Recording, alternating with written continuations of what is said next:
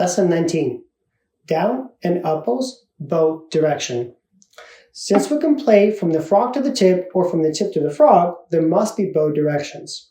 This is especially important when playing in large ensembles with many members, as everyone's bow direction should match.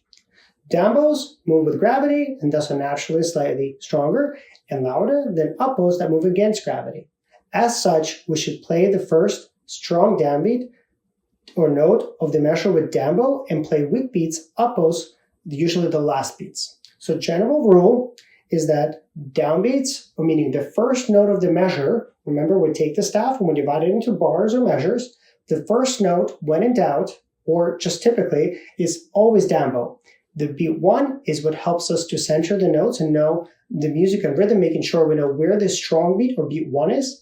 So down bows on the first note of the bar are always usually the case. If nothing is written and you have a new measure, just know that the first note is always down bow. If it's not, it will usually be marked. So safety is also an important concern.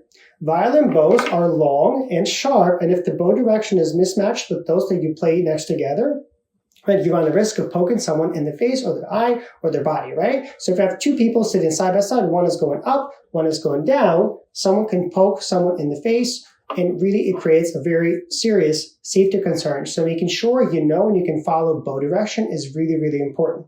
So the down bow symbol is essentially a square without the bottom, or it looks kind of like a hat. And the up bow symbol is just a V or a check mark. Now when we play, does the bow actually move up and down? Do we do this with the bow, or do we do this? Only slightly on the E string. If you recall back to the very beginning of book 1, G string is left and right, D string have a slight angle, A string has more of an angle, and E string is the only one that the bow actually moves down and up.